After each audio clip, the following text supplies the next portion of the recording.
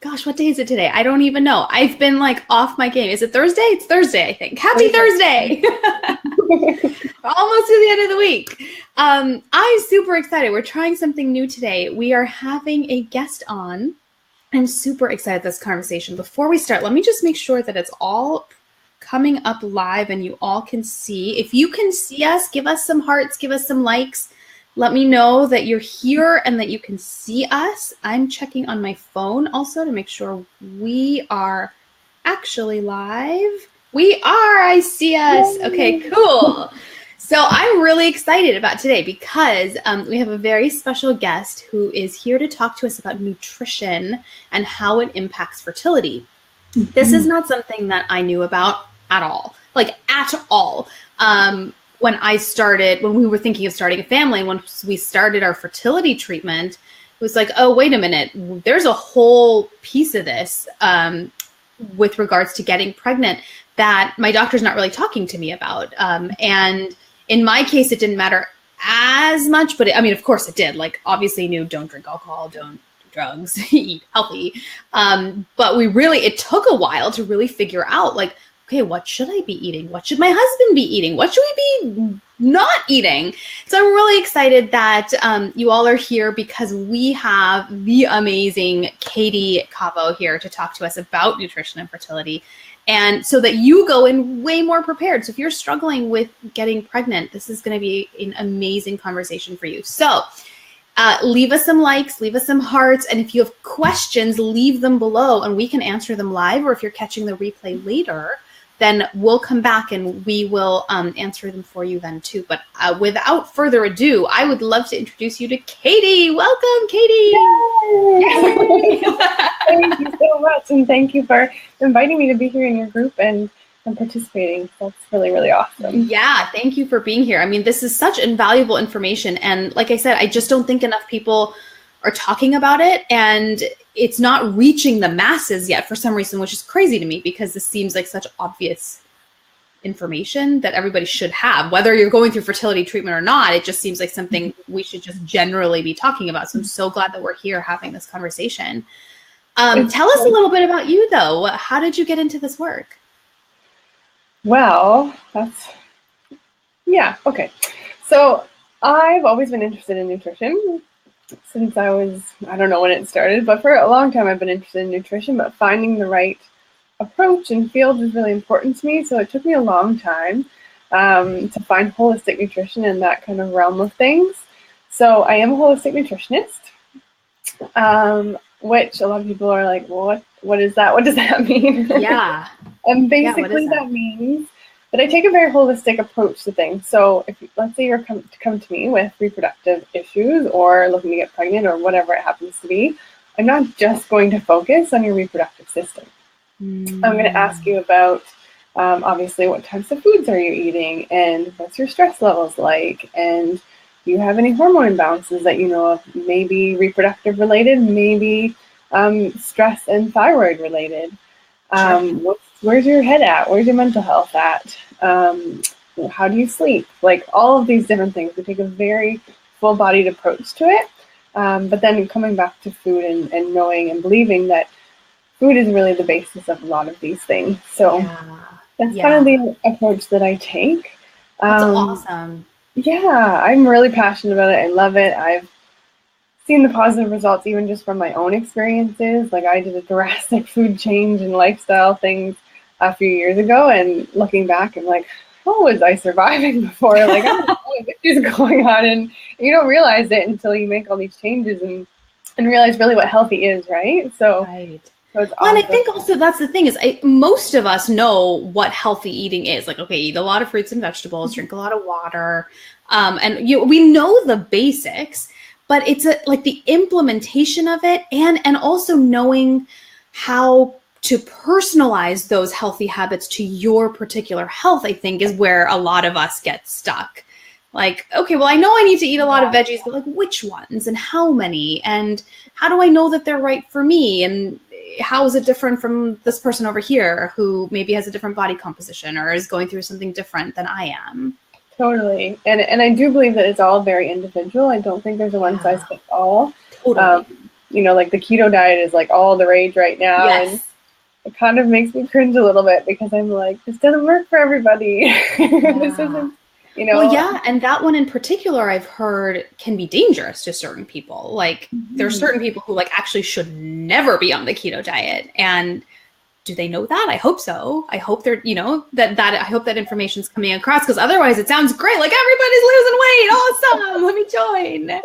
Yeah. I think with every diet, there's, a good fit and a not so good fit. Yeah. Well, not every diet, but some of the more popular ones like keto and such.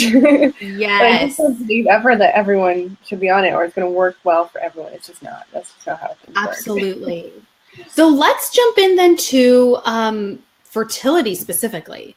And let's talk about why is nutrition so important for enhancing fertility? Because you kind of touched on this a little bit for a second about how if somebody comes to you with reproductive challenges, you talk about the whole body. And that's a whole new concept, I think, that a lot of people are like, wait a minute. No, but I'm here because my ovaries don't work, or I'm here because I'm bleeding constantly, or I don't have periods or something. So how is this connected? Oh, it's so connected. Like it's, people forget that, when you sleep, your body's resting, it's detoxing, it's rebuilding hormones, it's doing all these things. So if we're not getting enough sleep, then, our hormones might be unbalanced. And, they forget that we live in this chronically stressed out lifestyle and our bodies can only handle so much. So, stress, for example, is a protective mechanism for our bodies. And if we're stressed out all the time, like, there's no point in getting pregnant. Like our bodies think that way, right? Whether we agree with it or not, it's a different story.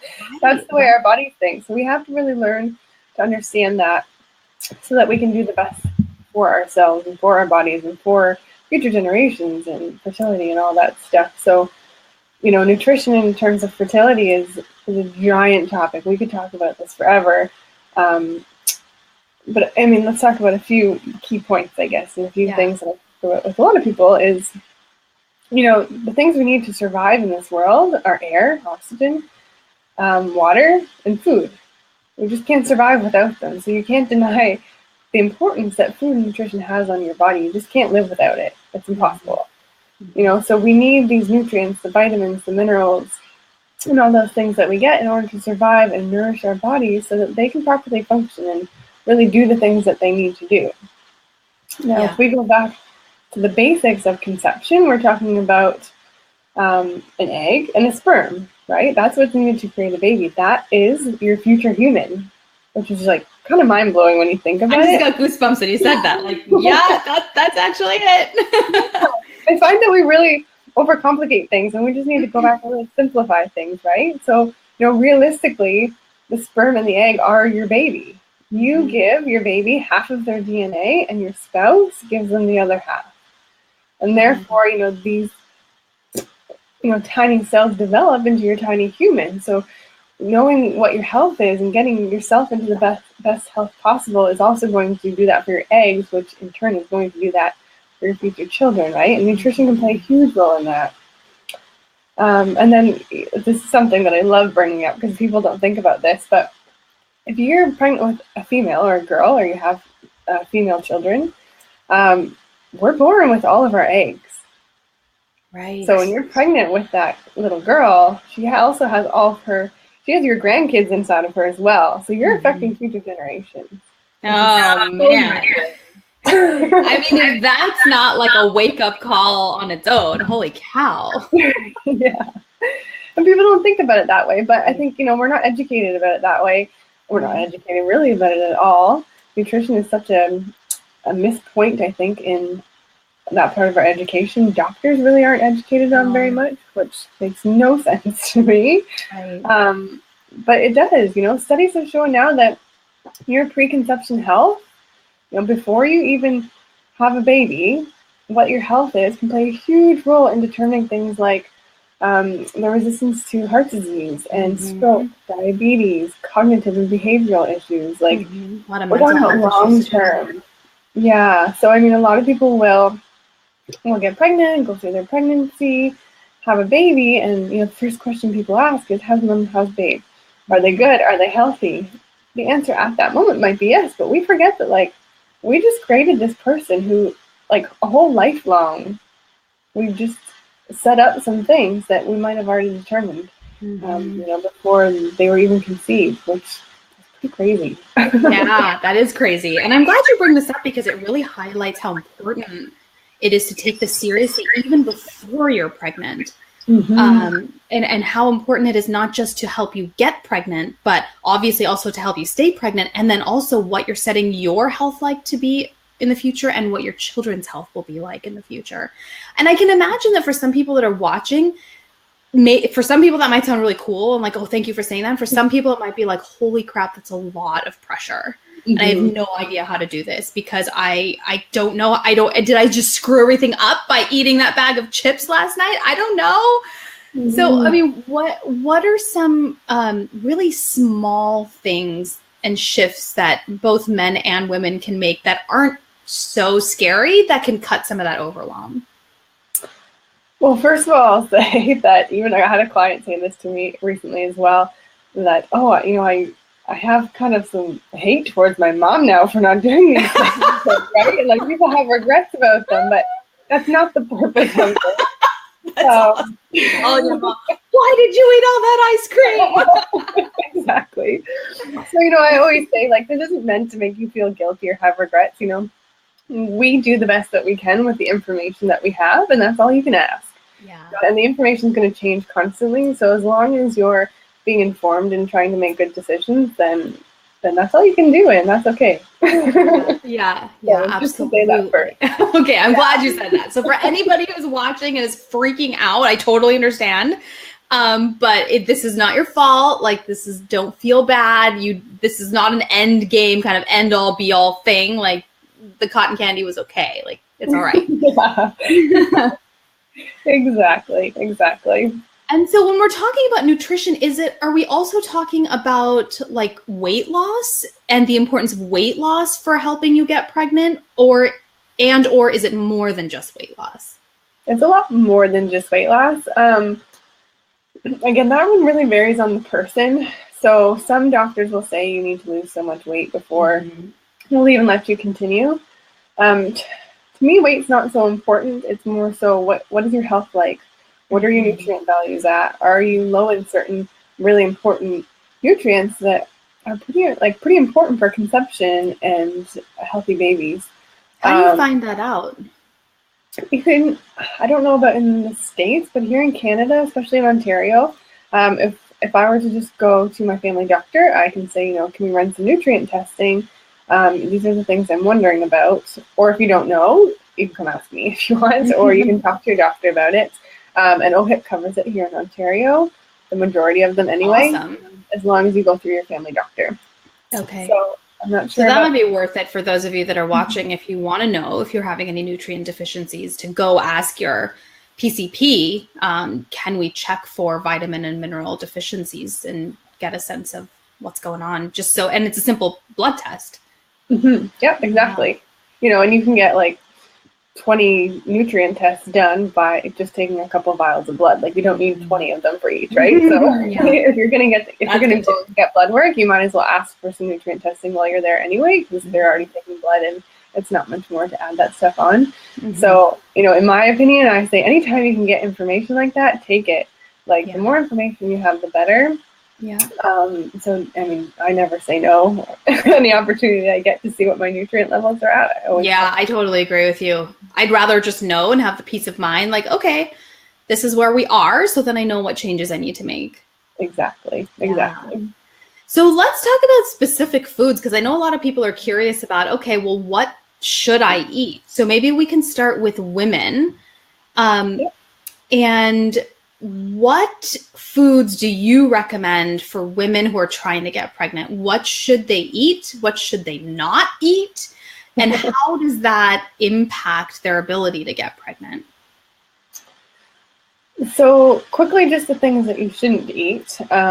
This will, again, vary person to person, but in general, you want to be avoiding, and this is for men and women, you want to be avoiding things like trans fats, because trans fats have been shown to have a negative effect on fertility. So anything that's deep fried, it's got to go. Sorry. Good stuff. Trans fats, Sugar. Depending on your situation, I'll say alcohol. Ideally, in a perfect world, no alcohol. But I deal with a lot of people who have been doing this for years and years and years, so there's a give and take a little bit there. Okay, wait, going back to sugar for a second. Sure. Do you mean like all sugar, including fruit? No, not fruit. Okay. And most people, not fruit. I'm talking about white processed refined sugars. So again, all the good stuff. Yeah, I don't know about that. Coconut sugar and maple syrup are delicious. That is true. Wait, so what's your thought about honey then? Is honey included in that? Yeah, I would include honey in that. As something you can eat still.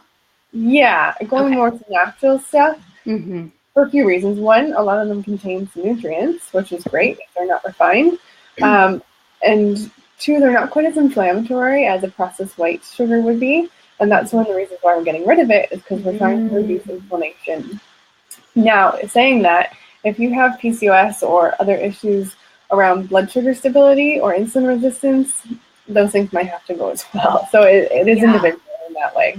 I've actually heard of several women who have PCOS, quite severe PCOS, who had to cut out even fruit because just any form of sugar, which fruit has fructose, right, that then gets broken down, their body just couldn't do it. And so their doctor said, even fruit, take it out. You can't eat it. Yeah, and like I said, it's so individual. So yeah, some people might not do so well with that. Some people might. I mean, blood work is going to tell a lot. Blood work is really, really handy that way. But I mean, if you are really unsure, cut it all out. See how you feel for a few weeks and add one thing in at a time. And that's going to kind of give you a good idea of how things are going, if some of these symptoms come back or whatnot. You know, maybe if you cut it all out for PCOS, for example, you might start ovulating again.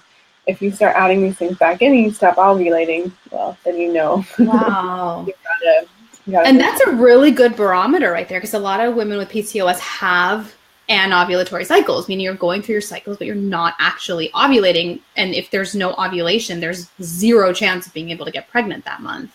Yes. And so to be able to track that and see that change is so powerful.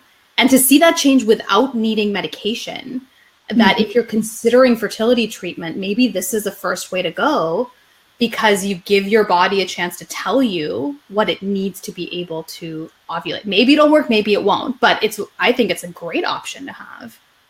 Yeah, and the thing is, you know, making nutrient, diet, and lifestyle changes do take a lot longer than, let's say, a medication or something that could change it a lot faster. I'm not against medications. It's very situational. It's very independent. However, from my perspective and the way I work with my clients is that we want to make changes for the long term. We want to make you feeling better long term and not just, you know, until you get pregnant. Because, I mean, you and I both know, and a lot of women in this group will know, that once you get pregnant, there's a whole other slew of issues that can come up. And then once that baby's born, there's a whole nother slew. So it keeps going. And I'm trying to, you know, really educate and inform people that these are changes that we can make that might take a little bit longer at the beginning, but long term, you're going to be so much better mentally, physically, emotionally. It's just really going to pay off. You make such a great point, because your focus is fertility and getting women pregnant. My focus is helping women stay pregnant. And we both, you're so right. We have this view of understanding that getting pregnant doesn't mean you're going to have a healthy pregnancy, and having a healthy pregnancy doesn't mean you're going to have a healthy baby. Like, all of it is so connected. You can increase your chances of that happening. There's a lot of amazing things you can do that are quite simple but very powerful, like what you're sharing today. But that you're right, that there is that education. And I get it, right? Like, when I was going through fertility treatment, I was just like, I don't freaking care. I just want to get pregnant because this is so hard. And then you do, and then you realize, oh, actually, that wasn't enough. Now I want to make sure my baby's okay while I'm pregnant. The journey has just begun. Exactly. So if any of you that are watching it feel that way, I totally understand. I know, I've been there. I know how it can feel like I just need to get to that one point and then it'll get better. But really, I think what Katie's saying is we want to look at the whole picture, right? Because you don't just want to get pregnant. You want to have a healthy baby that grows up to be a healthy adult, and changes you make now can have a profound impact on you being healthy to watch your child grow up to be healthy. Exactly. And I totally get it too. I've been through my own fertility journey, my husband and I. So, and I was in that mindset of let's just get pregnant and then everything will be okay. And right. It's not the case. Yeah. We'd like it to be, but it's just not the way it works. Yeah, exactly. Okay, so we talked about no trans fats for men and women. No sugar, like refined processed sugar, which is kind of hard right now because Halloween just happened a couple days ago. I'm working home and the candy's sitting in. So we've got none of that, but like honey, maple syrup, coconut sugar, you were saying those could be, for certain people, can still be options for added sugar or sweetness if you like. What are some foods that promote fertility for women? So a few of the foods that I very often recommend to my clients would be things like really healthy fats. So avocado, coconut, fish, and or fish oil. Fats are really, really essential for things like hormone production. So a lot of people have the majority of us women have hormone imbalances, if we're being honest. It helps to reduce a lot of that inflammation that can be happening in our body. And it helps to lubricate our body. So a lot of women have issues with cervical fluid. So if that's an issue, then increasing your fatty acids should really help with that.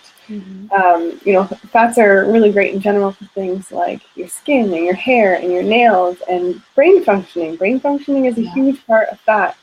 And when it comes to creating a tiny baby, brain functioning is a really important part of that. So, we hear about mommy brain. And I put it like this because I don't really fully believe in it. And I have a daughter of my own, so I can speak in truth.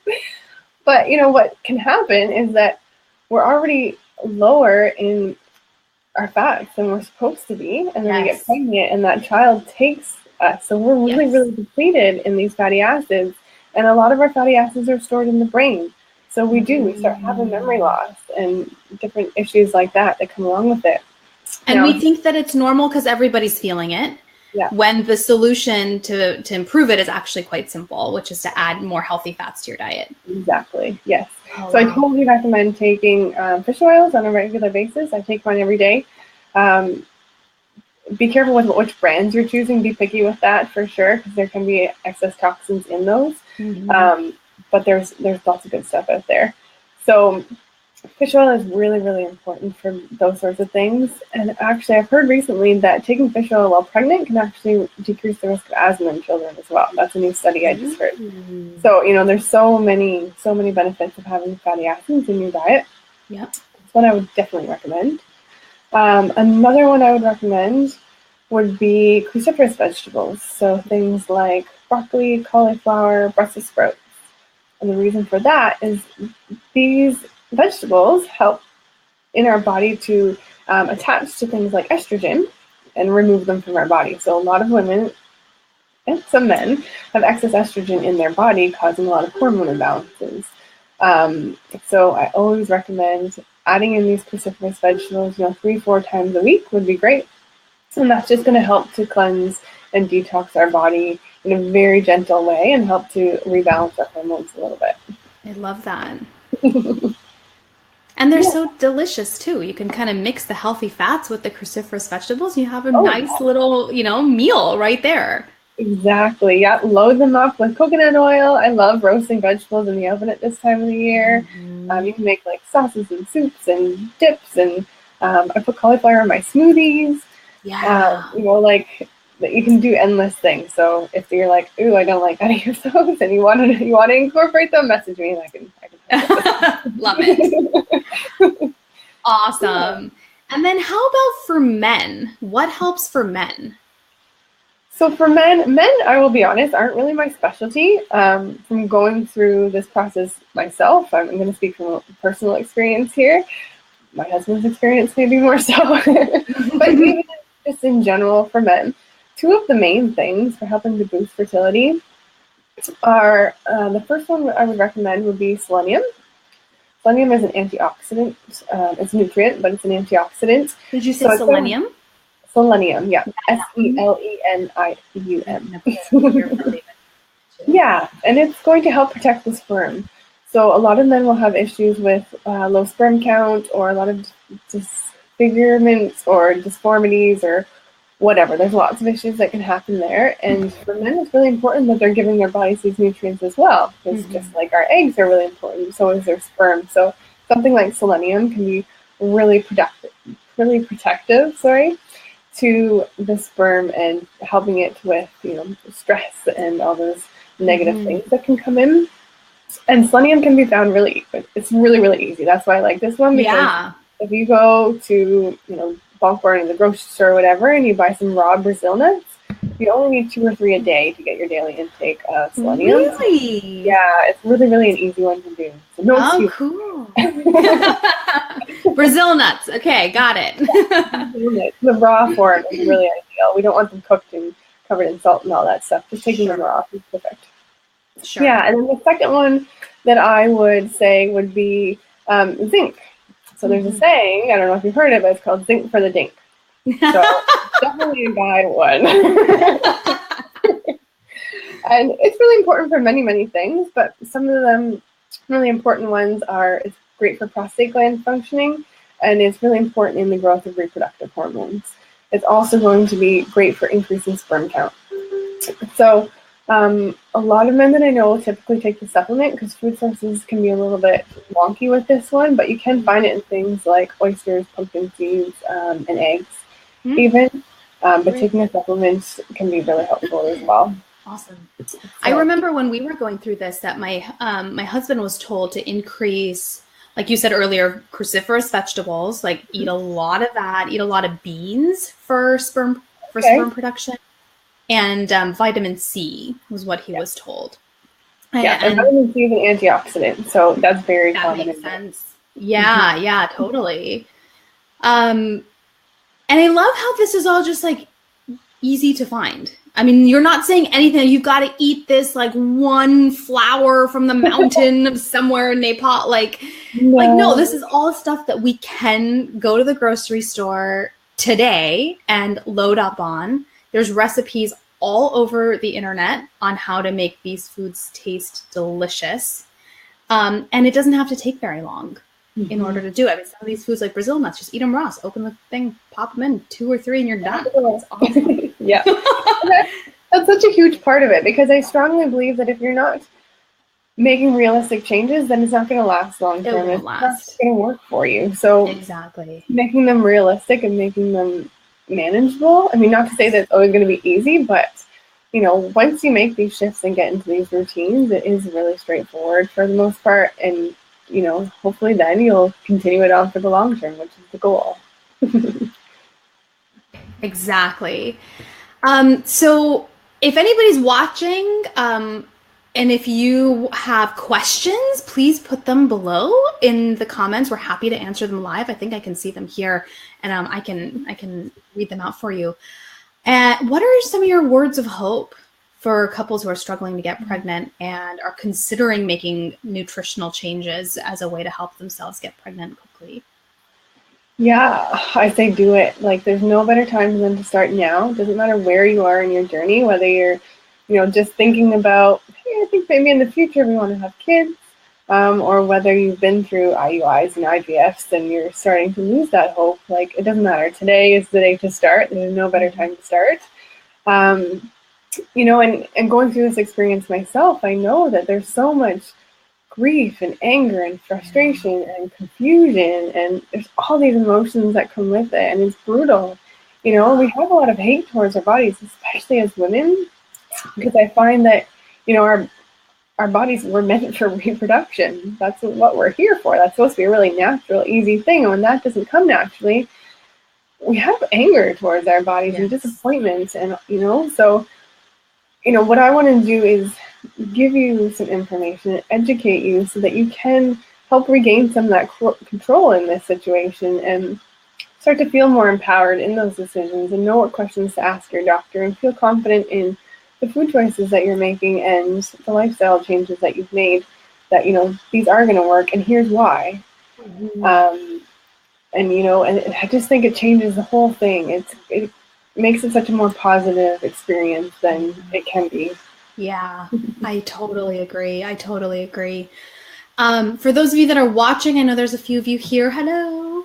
Leave us comments if you have any questions. If you want to think about it and leave it later, that's totally fine too. I hope this was helpful for all of you. Katie, thank you so much for being here and sharing your expertise. I know we could talk about this for days on end. So I think this is a great, very general overview to just get this on people's radar, that there is something they can do if they're struggling to get pregnant. There's whole aspect of what we're putting in our bodies that can be affecting your ability to get pregnant. And there are things you can do quite simply that are so powerful to help you increase your chances of having that positive pregnancy test next month. Exactly. Yeah. Yeah. Where can people find you if they have more questions? Yeah. So they can either come on over and check out my Facebook group, which is where I spend my most time and chatting and sharing information. And we have a great group of ladies over there. That's called Fertile Beginnings.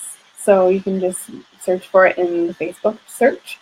Or you can head over to my website at katiekahvo.com, and you can see my blog there and ways to contact me and all sorts of information. So that's usually where I send people. Oh, I've lost you. Awesome. I am just adding that all there so people can see it. There we go. KatieKahvo.com if you want to know a little bit more about her. Thank you so much, Katie. Thank you for those of you that joined us today. Let us know if you have questions as you're watching this, catching the replay. Leave them in the comments below, and I'll definitely come by and check on all of you and tag Katie if there are specific questions that you can answer.